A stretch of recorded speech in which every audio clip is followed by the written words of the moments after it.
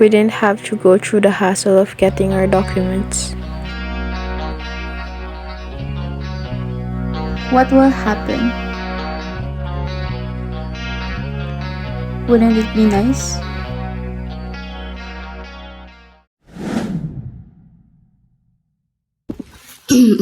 Mic check, camera check, camera check.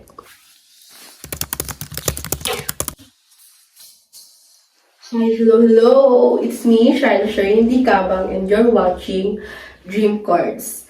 And this is Dream Record number 1.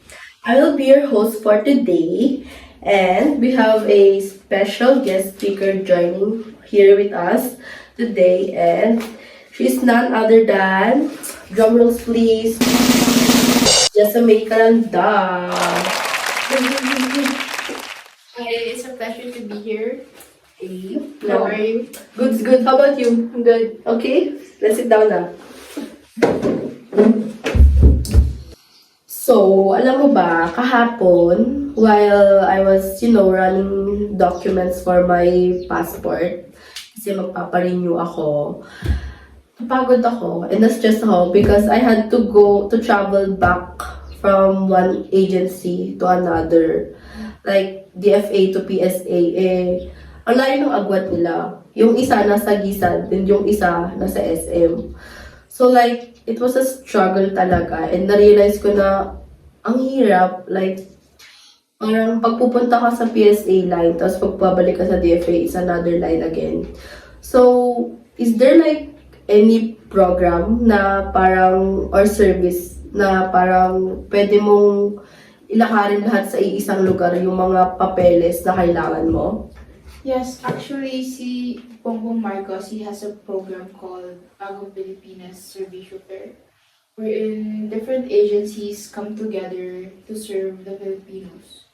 Oh. Is it only for a limited time or is it like permanent? It's only for a limited time. It's available in certain places for only 2 days. Oh, 2 days. So, has it already started in some provinces? Yes, for all I know, it started na on Zambales, Camarines Sur, and Isabela. Paano mo masasabi, like, paano siya makakatulong sa mga Pilipino? Kasi the concept of the Servicio Fair is asa isang area lang yung mga services. So it's hassle-free for the people who availed those services. What's the aim for this project? Like, ano bang gustong mangyari ni Bongbong Marcos? Bakit inano niya tong project na to?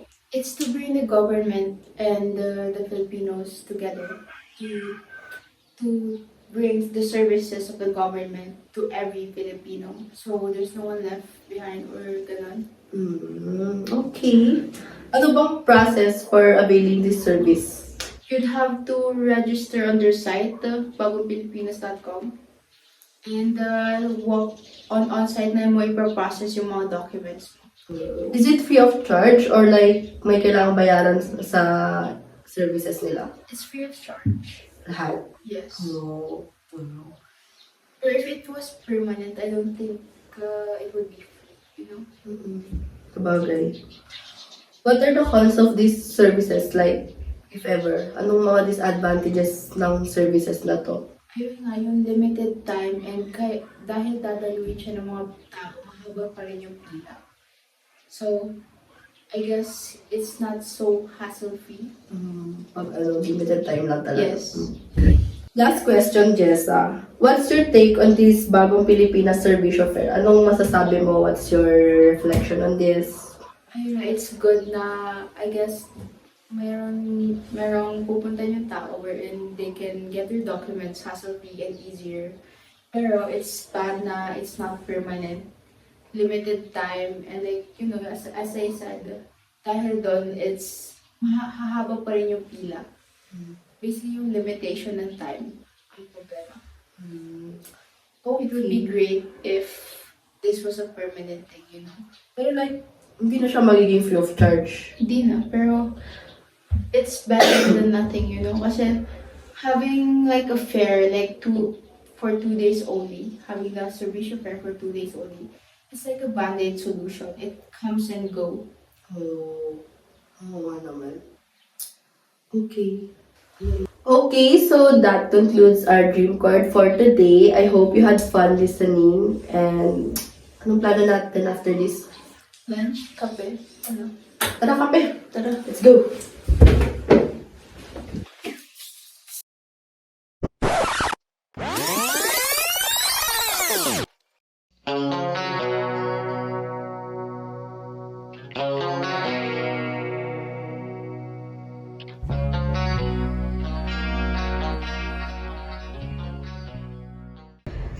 Sir, ano nga po ba ang silo mentality? Silo mentality ay isang psychological term kung saan it describes yung pagka-independent ng isang agency. No? Ito ay separate dito sa ibang entity. It differentiates one from the other, but sometimes it refers to the offices. Usually, it depicts nito yung mga offices na may kanya-kanyang trabaho, may kanya-kanyang serbisyo, at may kanya-kanyang mga ginagawa that is separate and distinct from others. Now, is it good? Kung silo mentality? Hindi naman talaga yan masama, no? But when it comes to government offices, try to think of it. Kung separate ang isang opisina ng gobyerno sa ginagawa ng iba, no? It is understandable because they're offering different services. Pero, kung separate yung paggawa ng resources, logistics, titignan mo, makakasama ito dahil parang duplicitous ang resources ng government. Kung if you have to realize it, iisa lang naman ang kliyente ng gobyerno. Di ba? Sino? Mga tao. Mga boss niya. Di ba? And since iisa lang ang sineserbisyuhan ng mga opisina ng gobyerno, at kung iba-iba, silo nga di ba? Iba-iba ang mga ahensya ng gobyerno na nagbibigay ng serbisyo individually sa tao, sa tingin mo ba mas epektibo ito kaysa sa tinatawag nilang whole of nation approach? Kung pagsama-samahin kaya natin itong mga silo na ito, kasi iisa lang naman ang kliyente niyan, sa tingin mo ba mas epektibo ang serbisyo ng gobyerno sa ganung pamamaraan? O mas nakakatulong ba yung tig-iisa kaysa sa pangkalahatang serbisyo na ibibigay? So, hindi natin sinasabi na masama yung silo mentality. Ang sinasabi lang natin is mas epektibo kung hindi sana silo ang mentalidad ng bawat ahensya ng gobyerno. Sir, pwede po ba kayo magbigay ng example ng silo mentality? Example, andito yung PSA, no? Andito yung PSA, kasama natin ngayon. Kung titignan mo, andito rin ang COMELEC. Meron ding LTO. Meron ding example lang DFA na nagbibigay ng passport, no? Example ng silo mentality. Yung mga records ng PSA ay sa kanila lang. May biometrics sila, may database sila sa mga lahat ng birth records, at yun ay naaayon sa batas, no? Okay? Yung LTO ganun din. Meron din silang database para lahat ng may-ari ng lisensya, no? Para mapayagang mag-drive, nasa kanila din lahat yan. Ganon din yung Department of Foreign Affairs. Meron din silang sariling database, no? Para doon sa binibigyan nila ng pasaporte. Balik ulit ako sa PSA, birth certificate, at yung national ID na sa kanila, no? Ganon din ang COMELEC, di ba? Meron din tayong database para doon sa mga nagparehistro bilang botante. Sari-sarili yun, no? Silo yun, silo. May sari-sarili. Pero isipin natin, kung iisa kaya yun. Mas madali, mas convenient sa tao. Kasi ang sitwasyon natin dahil sa silo mentality na yan, kailangan ko ng lisensya. Punta ko ngayon sa LTO. Ay, kailangan ko din pala bago ako makapag-lisensya. Teka lang, kailangan ng birth certificate. So, punta ka muna ng PSA. Ay, nire-require din pala ang voter certificate. Punta ka naman sa Comelec. Ay, wala akong Comelec eh. Pero may passport ako. Baka pwede naman yung passport. TFA. So, nalibot na ng tao, nalibot na ng kliyente, no? Ang lahat ng opisina just to secure individually yung mga serbisyo na entitled siya. What if, palitan natin yung mentality natin? Mas makakatulong ba yun? Sa tingin ko, oo. Sir, bakit, sa tingin niyo po, bakit po ba nangyayari ang silo mentality? Kasi nasa kanto nasa structure ng gobyerno ito. Kung titignan mo, Political Science 101. Ang gobyerno natin ay may 3 branches. No? Pero tatlong sangay nga lang ba yan? No? Tatlong sangay nga lang ba? Hindi! Madami pa yan. Pero ayon sa batas, mayroon executive, may legislative, at may judiciary. 3. Pero hindi lang yan. Madami rin. May mga komisyon pa na created by the Constitution. May mga national government agencies. May mga local government. Ang dami. Kung susumahin mo, ang daming ahensya ng gobyerno, hindi lamang 3. Kasi yung executive, madami pa yan. Di ba? Madaming sangay ng gobyerno yan. Departments yan. Sa legislative, madami rin yan. Sa judiciary, madami rin yan. Punta ka pa sa local government, national line agencies. So, mako-confuse si butante ngayon. Kung kailangan ko ng ganito, saan ako pupunta? Pero di ba? Ang usapin lang is tao at gobyerno. Iisang gobyerno lang dapat, di ba? Ang magseservisyo sa tao. Hindi yung iba't ibang sangay ng gobyerno. Pero nasa bureaucratic structure kasi natin yan na para mas ma-devolve, ma-delegate yung mga serbisyo ng national at local para sa tao, nasa batas na ganun ang istruktura natin. May kanya-kanyang sangay, giving specific services sa mga tao. Kaya nagtataka ka, kailangan mo ayuda, sinong nagbibigay? DSWD.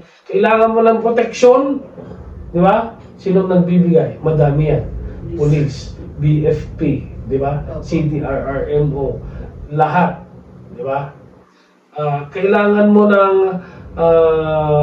trabaho, sinong nagpo-protection sa'yo? Labor. Kailangan mo mag-ibang bansa, madaming ahensya na naman ang nagpo-protect sa'yo. Kailangan mong i-exercise yung iyong karapatan, pwede, may mga courts, may mga constitutional bodies, may human rights, may Comelec, may, di ba? At lahat pa.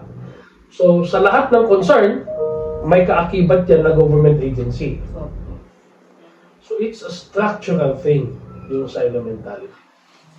Sir, kung ikaw ay mabibigyan ng pagkakataon upang masolusyonan ito, ano ang iyong gagawin? Siguro, i-check ko yung proseso ng lahat ng agency. One is trimming down the process, no? Paano mo natin iikliin itong mga serbisyo natin para hindi pahirapan yung taong bayan? Paano natin gagawin in unison yung ating mga proseso para hindi pahirapan yung ating mga boss, mga kliyente, taong bayan? Paano natin gawin na hindi masyadong mapapel? Di ba? Opo. Ang ating mga serbisyo, at kung pwedeng i-online na lang yung serbisyo natin para hindi ma-hassle Sa mga tao na. ang taong bayan. Yun lang naman eh. Ano ba ang purpose ng gobyerno? Pagsilbihan ang taong bayan. Hindi pahirapan sila. Kung magbabayad sila ng tax, di ba dapat mabilis tayo? Di ba? Opo. Hindi natin sila pinapahirapan kung ano-anong nire-require natin. Kasi magbabayad yan ng tax eh. Papunta sa atin. Ikaw ba? kung magbabayad ka ng utang, may isang tao, bayad ng utang sa'yo, pahirapan mo ka ba? Hindi na, di ba? Tanggapin mo agad yung pera, di ba? Oo. Ganon din sana. Kung magpaparesto ka ng butante sana, kapapel-papel dapat dyan. Picture na agad. Picture Di ba? agad. Ganon din sa PSA. Kung pwede nga lang, sa isang opisina ng gobyerno, andun na lahat. One-stop shop na lahat. Oo. Permit. Kung anong permit yan, lisensya, passport, lahat andun na. Di ba? Kung pwede natin gawin yon, ibig sabihin, ay nag-level up na ang serbisyo ng gobyerno. Kasi, tignan mo, ang daming opisina ng gobyerno at kung lahat ng offices na yan ay one-stop shop lahat, sa tingin mo ba may pila? Wala nang pila yan. Meron pa rin, sir, kasi nga, lahat eh. Hindi, kasi distributed na yung pila. Di ba? Halimbawa, dito, sa katabi natin, may opisina. Doon sa DPWH, may opisina. Sa City Hall, may opisina. Lahat yan nagbibigay ng lahat ng services. Wala nang kapila-pila yan. So parang lahat pa ng agency andun na yung one-stop shop? Yes, lahat ng agency may one-stop shop. Walang kapila-pila yan. Oh. Di ba? Okay. Oh, kung sa SM, halimbawa, may one-stop shop dyan. Dito, lahat. Di haya-hayaan buhay ng tao. Di mananalo akong presidente niya. Thank you po, sir. Di ba?